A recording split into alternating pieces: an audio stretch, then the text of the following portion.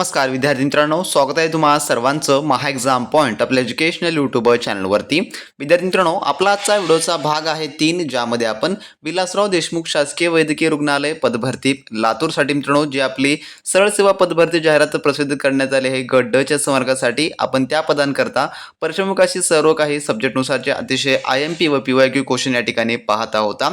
जर मित्रांनो तुम्ही GMC लातूरचा अर्ज भरणार असाल किंवा अर्ज केला असाल तर मित्रांनो फटाफट चॅनलला सबस्क्राईब करून घ्या, कारण का आपण या ठिकाणी तुमच्या परीक्षा रिगार्डिंग सर्व काही IMP स्वरूपाचे या ठिकाणी तुम्हाला अपडेट व क्वेश्चन आपण या ठिकाणी देत असतो. तर मित्रांनो आपण जे आहे PYQ क्वेश्चन्स या ठिकाणी अनालिसिस करत आहोत, ज्यामध्ये आतापर्यंत GMCने जे काही GMC नांदेड असो किंवा छत्रपती संभाजीनगर असो किंवा सोलापूर असे अनेक ठिकाणचे ज्या GMCने पेपर घेतलेले आहे जे की TCSनंच कंडक्ट केलेल्या ते या ठिकाणी मित्रांनो आपण सॉल्व्ह करत आहोत. आणि मित्रांनो माहिती आहे PYQ क्वेश्चन्स हे आपल्याला खूप अतिशय इम्पॉर्टंट असतात, जे की आपल्या येणाऱ्या आगामी परीक्षा करता. तर आजच्या व्हिडिओमध्ये आपण जे आहे इंग्लिशचा जो आपला टॉपिक आहे, सब्जेक्ट आहे, जे बऱ्याच विद्यार्थ्यांना अवघड वाटणारा आणि नेमकं यावर TCS कसे प्रश्न विचारते हे आपण या ठिकाणी जे काही संपूर्ण या ठिकाणी पाहणार आहोत. आणि जर तुम्हाला इंग्लिश विषयामध्ये जे काही 25 प्रश्न 25 गुणासाठी विचारले जातात, जर तुम्हाला 50 पैकी 50 याचा अर्थ 25 पैकी 25 तुम्हाला बरोबर उत्तरे आणायची असतील तर ते तुम्हाला कुठून व कशा पद्धतीचा अभ्यास करावा लागणार असेल हे देखील मी या व्हिडिओमध्ये सांगणार आहे. आणि मागील GMC टॉपर्सनं काय वापरलेलं होतं हे देखील मी तुम्हाला यामध्ये जे मित्रांनो माहिती संपूर्ण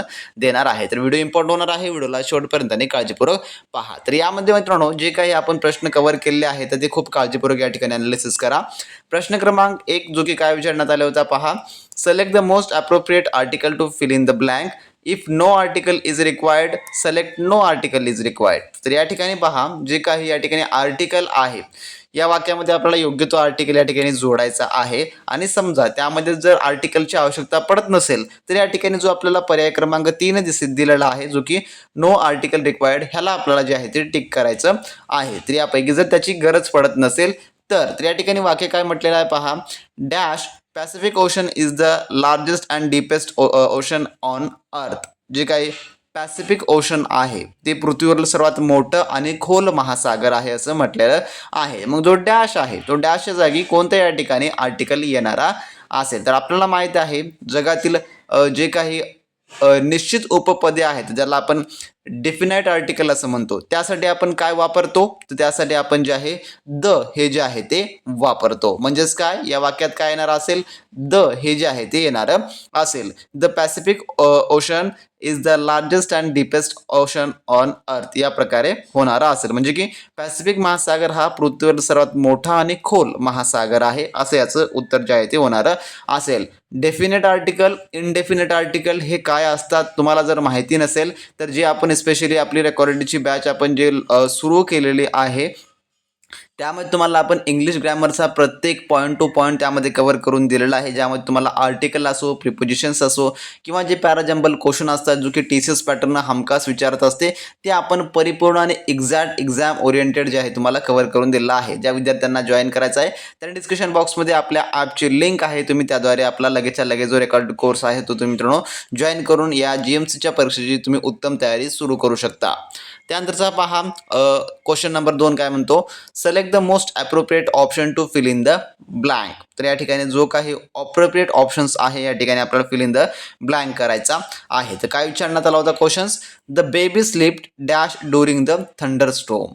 the baby slipped dash during the thunder storm. तर या ठिकाणी पहा जो आपल्याला पर्याय कसा विचारलेला आहे. तर थंडर स्टोम म्हणजेच याला म्हटलं जातं जे काही वादळाला जे आहे ते म्हटलं जातं. द बेबी स्लिप्ड म्हणजे की एक लेकरू आहे ते झोपलेलं आहे डॅश ड्युरिंग द थंडरस्टॉर्म च्या मध्ये जे आहे जे की वादळाच्या मध्ये. तर कसं झोपलेलं आहे जे की अँग्रीली, पीसफुली, क्विकली, लाऊडली. तर यामध्ये याचं उत्तर काय होईल तर याचं उत्तर होणार असेल पर्याय नंबर 2 जे की पीसफुली हे जे आहे ते होणारं असेल. पीसफुली हे जे आहे ते येणारं असेल की वादळ सुरू असताना बाळ शांतपणे झोपले असणार. म्हणून या ठिकाणी जो आहे पीसफुली हा काय आहे तर एक या ठिकाणचा जो ॲडवर्ब म्हणून जो आहे तो वापरला गेलेला म्हणजे की हे क्रियाविशेषण आहे. क्रियाविशेषण या ठिकाणी जे की आहे पर्याय नंबर याचं 2 यामुळे उत्तर जे आहे ते होणार असेल की वादळी वाऱ्याच्या आणि विजेच्या कडकडाटीच्याही वेळी बाळ शांतपणे झोपलेलं होतं. हे काय तर याचं क्रियाविशेषण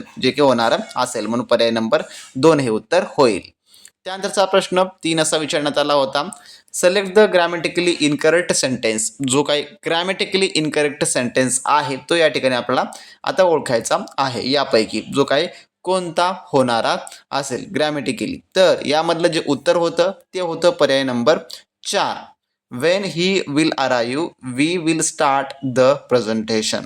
हे जे आहे थोडक्यामध्ये व्याकरणदृष्ट्या चुकीचं होतं. जेव्हा तो येईल तेव्हा आपण सादरीकरण सुरू करू, याचा मराठीमध्ये असा अर्थ होतो. परंतु यामध्ये पहा काय चुकीचं आहे हे. जेव्हा वाक्याची सुरुवात वेन, इफ, बिफोर अशा शब्दांनी होते आणि भविष्यातील काय म्हटलंय, भविष्यातील काळाचा संदर्भ असतो, तेव्हा पहिल्या उपवाक्यात साधा वर्तमान काळ जे आहे ते वापरतात. काय वापरतात? साधा वर्तमान काळ, ज्याला आपण सिंपल प्रेझेंट टेन्स असं म्हणतो, ते वापरतात, जे की भविष्यकाळ नाही. म्हणून या ठिकाणी जे वेन ही अराव्ह्यूज हे असायला पाहिजे होतं, पण या ठिकाणी काय आहे तर वेन ही विल अराईव्ह या प्रकारे आहे. त्यामुळे जे आहे हे थोडक्यात व्याकरणिकदृष्ट्या जे आहे ते चुकीचं आहे. म्हणून पर्याय नंबर 4 हे याचं उत्तर होणारं असेल मित्रांनो. आणि सेम तुम्हाला अशाच प्रकारचे क्वेश्चन एक्झॅक्ट या लेवलचेच क्वेश्चन तुम्हाला तुमच्या GMC लातूरच्या परीक्षेमध्ये जे आहे ते पाहायला मिळणारे असतील मित्रांनो. त्यानंतर question number 4. Select the most appropriate article to fill in the blank. If no article is needed select no article required. जो की वर आपण प्रश्न पाहिला होता त्या प्रकारचाच. He played brilliantly and win dash match that everyone was talking about.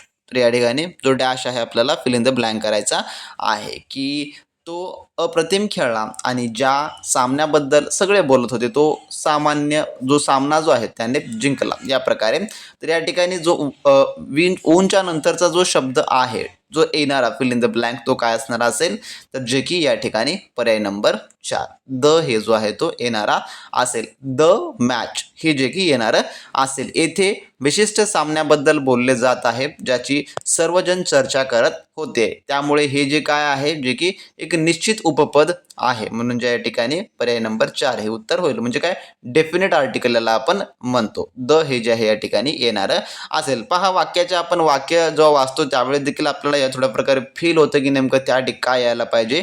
He played brilliantly and won the match. या ठिकाणी पहा ऑटोमॅटिक आपण द मॅच हे म्हणून टाकतो. The match that everyone was talking about. या प्रकारे जे काही प्रश्न आपण असं वाचून त्याला आपण फील करून देखील ते सोडवू शकतो. म्हणून पर्याय नंबर याचं 4 याचं उत्तर होणारं असेल. त्यानंतरचा प्रश्न 5वा असा आहे पुढचा. Select the sentence that contains a grammatically error. तर या ठिकाणी जे काही या ठिकाणी पहा ग्रॅमॅटिकली एरर आलेला आहे वाक्यामध्ये, जो व्याकरणिकदृष्ट्या चुकीचा आहे तो या ठिकाणी शोधायचा आहे. तर काय आहे याचं उत्तर पर्याय नंबर जे की 4. I will call you when I will reach the airport. या ठिकाणी असं आहे हे वाक्य, जे की कसं असायला पाहिजे होतं, जे की मी विमानतळावर पोहोचल्यावर तुम्हाला फोन करल्याचा मराठी अर्थ होता. जो आपण क्वेश्चन 3 मध्ये नियम पाहिलेला आहे सेम त्याच प्रकारचा आहे या ठिकाणी देखील नियम. वेन जोडलेल्या उपवाक्यात डबल फ्युचर टेन्स जे की चालत नाही. या ठिकाणी पहा विल ह्या ठिकाणी आलेलं आहे जे की चालत नाही. तर योग्य रचना कशी असायला पाहिजे होती, जे की व्हेन आय रिच अशी जे आहे ते असायला पाहिजे होती. म्हणून पर्याय नंबर 4 हे जे आहे जे की व्याकरणिकदृष्ट्या थोडक्यामध्ये चुकीचं आहे. जर मित्रांनो तुम्ही GMC लातूरसाठी अर्ज केला असाल किंवा करणार असाल आणि त्याच्या परफेक्ट तयारीसाठी ज्या प्रकारे आपण 2023 पासून GMCची यशस्वी पद्धतीने जे आहे परीक्षेमध्ये विद्यार्थ्यांना यश मिळवण्यासाठी आपण नोट्स आणि टेस्ट सिरीज जे अनेक विद्यार्थी डिमांड करत होते की ज्यांना तेच फॉर्मॅट हवा आहे, तेच ई-बुक हवे आहेत, तर अशा विद्यार्थ्यांकरता आपण स्पेशली तेच नोट्स आणि तेच ई-बुक जे आहे आणि ते टेस्ट सिरीज आता अवेलेबल केलेले आहेत. ज्या विद्यार्थ्यांना पाहिजे असेल त्यांनी डिस्क्रिप्शन बॉक्समध्ये आपल्या ऑफिशियली व्हॉट्सअप सेलरची लिंक दिली आहे. तुम्ही त्यांच्याशी कॉन्टॅक्ट करून टेस्ट सिरीज प्लस ई-बुक दोन्ही पण मित्रांनो तुम्ही आता मिळवून घेऊ शकता. आणि ज्या विद्यार्थ्यांना संपूर्ण काही शिकवणी क्लासेसमधून शिकायचं असेल अशी रेकॉर्ड स्वरूपाचे बॅच जे की GMCच्या परिपूर्ण पॅटर्नवर आधारित आहे, ज्यामध्ये तुम्हाला इंग्लिश ग्रॅमर देखील आपण अतिशय सोप्या भाषेमध्ये, मराठी व्याकरण, सामान्य ज्ञान, गणित बुद्धिमत्ता हे सर्व काही आपण सोप्या भाषेमध्ये तुम्हाला त्या ठिकाणी जे आहे ते शिकवलेलं आहे मित्रांनो. ज्यात तुम्हाला बेसिक टू ॲडव्हान्स लेवल सर्व काही त्यामध्ये आपण समजावून सांगितलेलं आहे. तर ज्या विद्यार्थ्यांना आपली स्पेशली रेकॉर्ड बॅच हवी आहे त्या विद्यार्थ्यांनी लगेचच्या लगेच डिस्क्रिप्शन बॉक्समध्ये आपलं ऑफिशियली ॲपची लिंक दिलेली आहे. तुम्ही ॲपच्या लिंकवर क्लिक करा, त्यामध्ये जाऊन जे आहे आपली जी GMC स्पेशली बॅच आहे ती तुम्ही एनरोल करू शकता आणि चांगल्या उत्तम कोणत्या याला लागू शकतं. आणि मित्रांनो त्यामध्ये आपण GMC Solapur, GMC Chhatrapati Sambhajinagar, GMC Nanded याचे सर्व आपण क्वेश्चन पेपर देखील त्या ठिकाणी उपलब्ध करून दिलेले आहे, जे की TCSनं आतापर्यंत कंडक्ट केलेली आहेत. त्यामुळे तुम्हाला हे सर्व देखील प्रश्न देखील त्या ठिकाणी सोडवायला मिळणारे असतील, ज्यावर तुम्हाला स्वतः ॲनालिसिस येईल की नेमकं TCS कसे प्रश्न विचारतं आणि अभ्यास कसा असायला आपला पाहिजे. आणि त्यामध्ये आपण नव्यानं देखील तुम्हाला टेस्ट ॲड करून देणार आहोत. परंतु ज्या विद्यार्थ्यांना टेस्ट सिरीज प्लस ई-बुक हे PDF फॉर्मॅटमध्ये हवा आहे त्यांनी व्हॉट्सअप सेलरशी कॉन्टॅक्ट करा. ज्या विद्यार्थ्यांना संपूर्ण रेकॉर्ड बॅच हवे असेल त्यांनी आपल्या ॲपमध्ये जाऊन संपूर्ण ते मिळवू शकता. आणि परीक्षेपूर्वी सर्व काही मिळवूनच घ्या. जर तुम्ही याचा अभ्यास केला तर मार्केटमधलं कोणत्याही तुम्हाला एक्सपेन्सिव्ह बुक्सची गरज पडणार नसेल किंवा कशाची तुम्हाला आवश्यकता पडणारी नसेल. त्यात आपण सर्व काही इंटिग्रेट करून दिलेलं आहे मित्रांनो. त्यानंतरचा क्वेश्चन नंबर 6 काय म्हणतो पहा. The book was long dash keeped Rashid engage till the last page. जे की द बुक वॉज लॉंग म्हटलेलं आहे या ठिकाणी. म्हणजे काय, जे की पुस्तक जे की मोठे होते तरी सुद्धा त्याने रशीदला शेवटच्या पानापर्यंत गुंतवून जे की ठेवले, या प्रकारचा याचा अर्थ आहे. तर या ठिकाणी पहा जो कंजक्शन आहे तो या ठिकाणी कोणता येणारा असेल. तर कंजक्शन कोणता येतो या ठिकाणी, जे की एट हे जे आहे ते येणारा असेल. म्हणजे काय, पुस्तक मोठं असूनही त्याने जे आहे जे की खिळवून ठेवलं, म्हणजे की त्याला सांभाळून ठेवलेलं आहे. म्हणून या ठिकाणी एट हे जे आहे जे की उभयानव्वयावे ज्याला आपण कंजक्शन असं म्हणतो, जे की येणारं असेल. तर एटचा अर्थ काय होतो, जे की तरीही असा याचा अर्थ होतो. म्हणून पर्याय नंबर 3 याचं उत्तर होणारं असेल. हे आपल्या संपूर्ण व्हिडिओ कोर्समध्ये तुम्हाला समजावून सांगितलेलं आहे मित्रांनो. त्यानंतरचा पुढचा क्वेश्चन असा आहे. Part of sentence are given below while the first segment A1 is in the correct order, the rest of the segment are jumbled up. Arrange the segment in the correct order to form a meaningful and coherent sentence. तर या ठिकाणी पहा, एक आपल्याला काही शब्द दिलेले आहेत खाली या ठिकाणी, आणि जो A1चा पॅराग्राफ आहे तो जे की सुरू होणारा आहे लाईन. त्यानंतर आपल्याला या ठिकाणी जो काही व्यवस्थितरित्या त्याला पॅराजंबल्ड पद्धतीने दिलेले आहेत, म्हणजे की खालीवर हे संपूर्ण जे काही स्ट्रक्चर आहे या सर्वांना एकत्रित करून आपल्याला एक मिनिंगफुल सेंटेन्स जो की बनवायचा आहे, जो की काय बनणारा असेल. आणि TCS तुम्हाला हमखास हे प्रश्न 100% तुम्हाला परीक्षेमध्ये यावर तुमच्या पाहायला मिळणारा प्रश्न असेल. तर हे प्रश्न सोडवण्याचे आपण ट्रिक टॅग वगैरे आपल्या व्हिडिओ कोर्समध्ये तुम्हाला अवेलेबल करून दिलेले आहे. ज्या विद्यार्थ्यांना इंग्लिश ग्रामर अवघड जातं त्या विद्यार्थ्यांनी नक्की मात्र इनरोल करून घ्या मित्रांनो, कारण का ते अतिशय इम्पॉर्टंट आहे. तुम्हाला जर नोकरीचे सुद्धा तुम्ही असाल, ही नोकरी कोणत्याही परिस्थितीत तुम्हाला मिळवायची असेल तर मित्रांनो. तर यामध्ये A1चं वाक्य काय आहे. The spaceship Howard above the ground. या ठिकाणी हे स्पेसशिपचं आहे आणि पुढे म्हटलेलं आहे इट्स इंजन हमिंग क्वाइटली. किंवा आहे like a gent insect ready to strike. Or आहे lights blinking in rhythmic pattern. आणि यस आहे casting long shadows on the rock below.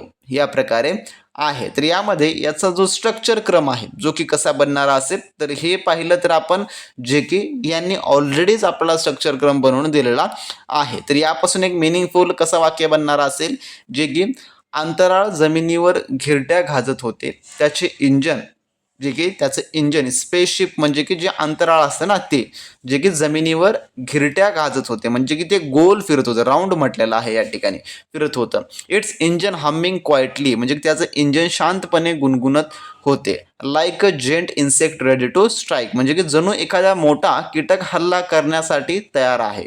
पुन्हा समोर म्हटलं light blinking in arithmetic pattern. जे दिवे आहेत ते की चकमकीत किंवा लयलयीत जे की मिनमिनीत होते, बंद चालू होत होते, जो काही त्याला रिथमॅटिक पॅटर्न असं म्हटलं जातं. आणि casting long shadow on the rock below म्हणजे की खालील खडकावर लांब जे की सावल्या पडत होत्या. या प्रकारे जे आहे जो की याचा एक त्यांनीच एक क्रम या ठिकाणी आपल्याला बनवून दिलेला आहे, जे की पर्याय नंबर 4 मध्ये आपल्याला PQRES हा जो आहे क्रम पाहायला मिळतो. पर्याय नंबर जे की 4 याचं जे आहे ते उत्तर या ठिकाणी होणार असेल, जे की वाक्याची रचना मूळ क्रमानुसारच जोडलेल्या परिपूर्ण अर्थ देतो, म्हणून हे याचं उत्तर होणार असेल मित्रांनो. तर हे तुम्हाला पॅराजंबल जे की अवघड वाटत असेल, तुम्हाला यामध्ये याचे मार्क जात असतील तर नक्की आपले बॅच एनरोल करून घ्या. त्यामुळे तुम्हाला हे सर्व आपण समजावून सांगितलेलं आहे. त्यानंतरचा पुढचा प्रश्न पहा काय म्हणतो 8वा.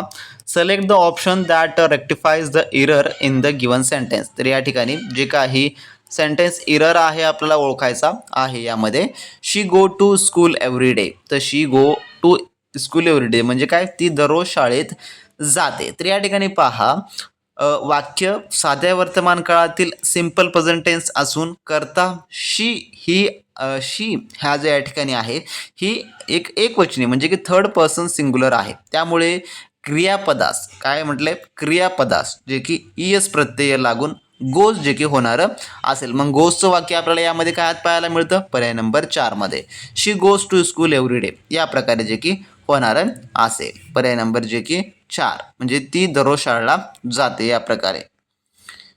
त्यानंतर परत आपला 9वा प्रश्न असा आहे the following sentence has been split into 4 segment identify segment that contain a grammatical error. या ठिकाणी पहा आपला एक सेंटेन्स आहे जो की 4 भागात डिवाइड केलेला आणि यामधला ग्रॅमॅटिकली इरेर जो सेंटेन्स आहे तो या ठिकाणी आयडेंटिफाय करायचा आहे. पहिला आहे during the festival last year. B आहे we have enjoyed a delicious traditional food. C आहे watch the colourful periods. D आहे and danced late into the night या प्रकारे. तर यापैकी आपल्याला इरर कोणता वाटणारा जो काही पर्याय आहे तो या ठिकाणी सांगायचा आहे. तर कोणता आहे यामध्ये जे की पर्याय नंबर बी आहे. पहा we have enjoyed delicious traditional food. तर हे जे आहे या ठिकाणी होणारं असेल कारण का वाक्यात लास्ट इयर म्हणजे काय वापरलेलं आहे पहा या ठिकाणी वाक्यामध्ये लास्ट इयर म्हणजे गेल्या वर्षी हा एक भूतकाळाचा शब्द दिला आहे. त्यामुळे हॅव एन्जॉयड जे की पूर्ण वर्तमान काळ ऐवजी साधा भूतकाळ एन्जॉयड यायला हवा होता. म्हणून या ठिकाणी जे आहे जे की भाग जो काही 2 आहे म्हणजे की बी आहे हा चुकीचा आहे. म्हणून पर्याय नंबर 1 या ठिकाणी जे आहे ते उत्तर होणारं असेल. तर प्रश्न सोपे असतात फक्त आपल्याला त्याला काळजीपूर्वक वाचून घेणं हे अतिशय इम्पॉर्टंट आहे. त्यानंतरचा 10वा प्रश्न असा आहे arrange the parts in the correct order to form a meaningful sentence. या ठिकाणी आपल्याला परत आलेला आहे जो काही मिनिंगफुल सेंटेन्स या ठिकाणी बनवायचा आहे. यामध्ये काय म्हटलं आहे often feels stuck in the loop of academic pressures his grades continues to define his worth although Amit tries to move forward his life as if everything else has paused a while only. या ठिकाणी पहा या प्रकारे असे 4 आपल्याला जो काही क्रम दिलेला आहे आणि याला क्रम आपल्याला क्रमशीर लावायचा आहे. तर वाक्य यामध्ये काय होईल पहा की although Amit tries to move forward his life. जे काही अमित पुढे जाण्याचा प्रयत्न करत असला तरी त्यानंतर काय येतं तरी his life often feel stuck in the loop of academic pressure म्हणजे की त्याचं आयुष्य शैक्षणिक दबावाच्या चक्रामध्ये अडकल्यासारखं वाटतं.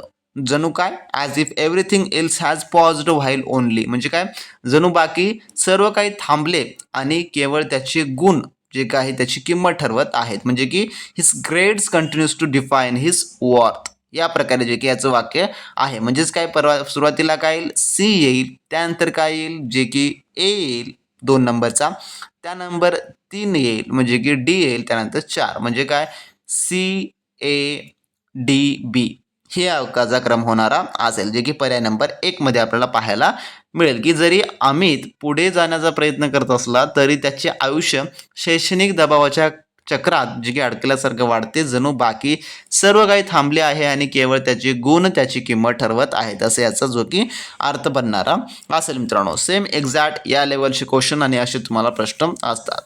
त्यानंतरचा पुढचा प्रश्न असा आहे select the option that rectify the error in the given sentence. परत तोच क्वेश्चन्स आहे they was happy to receive the award last week. या ठिकाणी they was happy to receive the award last week. याचा आपल्याला जे काही एरर आहे तो ओळखायचा आहे. तर काय होतो पर्याय नंबर 3 जे की they were happy to receive the award last week या प्रकारे होणारं असेल. म्हणजे काय गेल्या वर्षी पुरस्कार मिळाल्याबद्दल ते आनंदी होते. तर दे हा अनेक वचनी करता आहे आणि वाक्य भूतकाळातील आहे त्यामुळे वॉज ऐवजी अनेक वचनी भूतकाळातील सहाय्यकारी क्रियापद कोणतं आहे वर हे जे आहे ते जे की येणारं असेल. म्हणून पर्याय नंबर जे की 3 हे उत्तर होईल. सुरुवातीला आपल्याला जो कोणत्या काळातील वाक्य आहे हे आधी पाहणं अतिशय इम्पॉर्टंट आहे.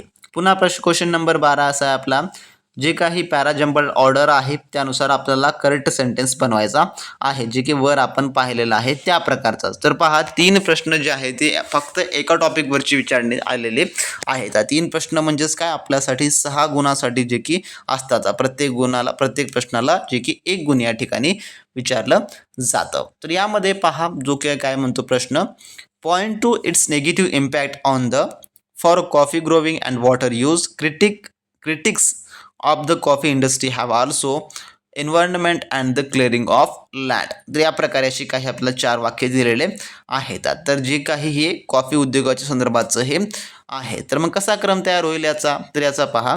Critics of the coffee industry have also point two it's negative impact on the, या ठिकाणी याच्यानंतर जे येणार असेल पुन्हा त्यानंतर काय, जे की environment and the cleaning of land for coffee growing and water use. म्हणजे काय, तर कॉफी उद्योगाच्या टीकाकारांनी कॉफी लागवड आणि पाण्याच्या वापरासाठी जमीन साफ करणे आणि पर्यावरणावर होणाऱ्या त्याच्या नकारात्मक प्रभावाकडे लक्ष वेधलेलं आहे, असे याचे जे वाक्य होणार असेल, जे की पर्याय नंबर 2 हे जे आहे ते उत्तर जे की होईल.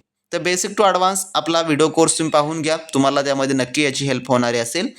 त्यानंतरचा क्वेश्चन नंबर 3 असा आहे. The following sentence has been split into 4 segment.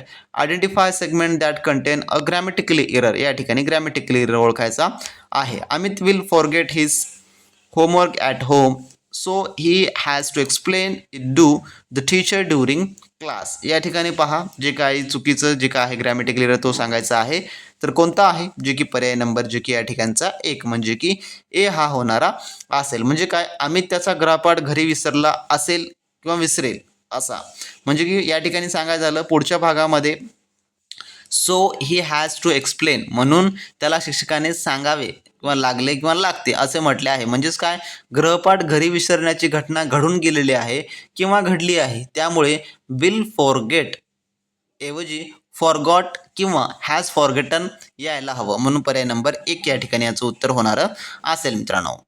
त्यानंतरचा पुढचा प्रश्न असा आहे, पहा काय म्हणतो 14वा. सिलेक्ट अंडरलाइनेड. या ठिकाणी जो वन वर्ड सबस्टिट्यूट आहे त्या प्रकारचा आहे. अंडरलाइनेड ग्रुपचा आपला वन वर्ड सबस्टिट्यूशन काढायचा आहे.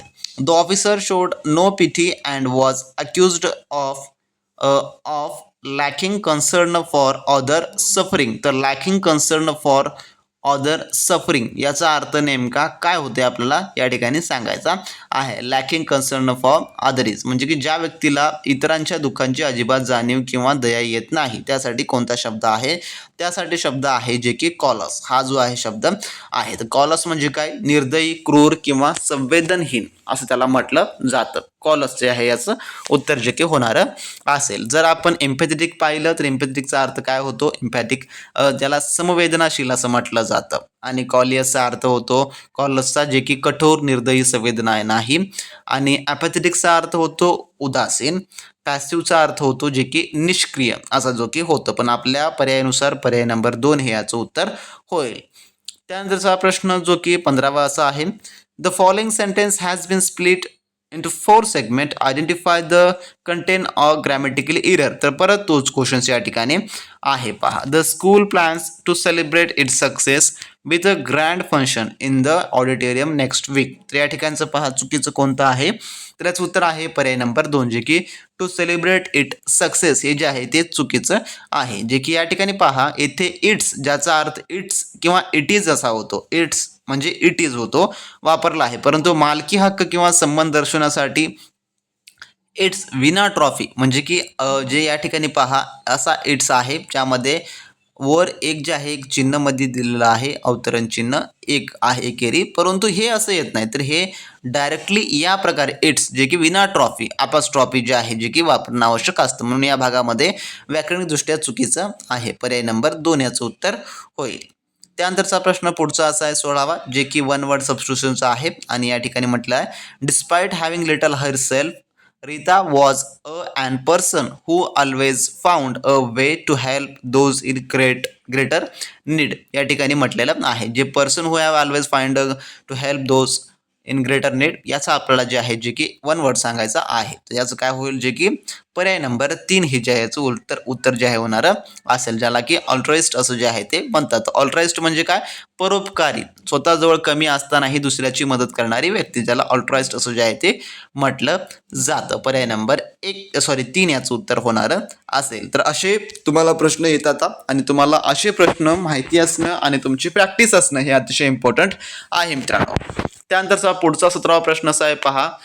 Select the option that rectify the punctuation error in the given sentence. तर पंक्च्युएशन म्हणजे की जे विरामचिन्हे असतात, जो की योग्यता असलेला जो काय एरर असलेला या ठिकाणी आपल्याला शोधायचा आहे. तर याचं काय म्हटलं वाक्य, although he was tried he said I will finish my homework now. तर या ठिकाणी पहा कोणतं या ठिकाणी जे काय आहे ग्रॅमॅटिकली इरर असलेला, पंक्च्युएशन इरर असलेला जो आपल्याला ओळखायचा आहे, शोधायचं. तर याचं उत्तर होईल पर्याय नंबर 3, जे की although he was tried he said I will finish my homework now. तर या ठिकाणी तर जरी तो थकला होता तरी तो म्हणाला मी माझा अभ्यास पूर्ण करेन. तर यामध्ये पहा इंग्रजी व्याकरणाच्या नियमानुसार जेव्हा वाक्य अल्दोने सुरू होणाऱ्या उपवाक्याने जोडलं जातं तेव्हा त्या उपवाक्याच्या शेवटी स्वल्पविराम म्हणजे की कॉमा येतो. तर बोलणाऱ्याच्याही नंतर स्वल्पविराम येतो आणि अवतरण चिन्हाचा जो आता पूर्ण विराम जो की दिला जातो. त्यामुळे पर्याय नंबर 3 या ठिकाणी जे आहे ते चूक या ठिकाणी दिलेलं आहे. पहा पर्याय नंबर 3 हे उत्तर होईल. त्यानंतरचा पुढचा प्रश्न काय म्हणतो पहा, जो की 18वा प्रश्न आपला, select the most appropriate meaning of the given proverb. या ठिकाणी a beggar can never be bankrupt या ठिकाणचं आपलं असं वाक्य आहे. म्हणजेच काय, a beggar can never be bankrupt म्हणजे असं त्याला म्हणायचं आहे की जो भिकारी असतात ते कधीच्याही जे की बँकरप्ट म्हणजे की ते त्यांच्याकडे काही गमवण्यासारखं नसतं. तर याचा मिनिंग काय होतो, जे की a person who has nothing can not loss anything more. म्हणजे काय, ज्या माणसाकडे काहीच नाही तो आपला काहीही गमवू शकत नाही, ज्याच्याकडे काहीच नाही गमवण्यासारखं, त्यासाठी जे आहे थोडक्यामध्ये हे आहे. तर हे एक म्हण आहे पहा थोडक्यामध्ये, की ज्या व्यक्तीकडे गमवण्यासारखं काही नसतं तिला कोणत्याही प्रकारचं मोठं नुकसान किंवा दिवाळखोरीचं जे की भीती नसते. या प्रकारचं जे की त्याच्यापाशी काहीच नाही त्याला गमवायची काय भीती असं देखील आपण म्हणतो, त्या प्रकारचं हे याचं जे की उत्तर होणारं असेल. पर्याय नंबर अ हे याचं उत्तर होईल. तर असे मित्रांनो आपल्या आजच्या भागामधले जे आहे टॉप 18 क्वेश्चन जे की इंग्लिश ग्रामरचे आपण पाहिलेले आहेत. जर तुम्हाला हे प्रश्न आवडले असेल तर नक्की लाईक करा. असे प्रश्न रेग्युलरली पाहायचे चॅनलला सबस्क्राईब करून घ्या. आणि ज्या कोणी विद्यार्थ्यांना टेस्ट सिरीज प्लस ईबुक हवे असतील जो काय टीसीएस पॅटर्ननुसारचा, तर त्या विद्यार्थ्यांनी आपल्या व्हॉट्सअप सेलरला मेसेज करा. आणि ज्यांना कोणाला आपली स्पेशल रेकॉर्ड बॅच जॉईन करायचे त्यांनी आपली ॲप्लिकेशन डाउनलोड करून घ्या. डिस्क्रिप्शन बॉक्समध्ये ऑफिशियली त्याची देखील लिंक दिलेली आहे. आणि चांगल्या उत्तम तयारीसाठी मित्रांनो लगेच जॉईन चांगल्या तयारीला लागा. तर भेटणं व्हिडिओमध्ये नवीन प्रश्नांसोबत, नवीन माहिती, नवीन अपडेट सोबत. तोपर्यंत बी प्रॅक्टिस क्रॅक एक्झाम.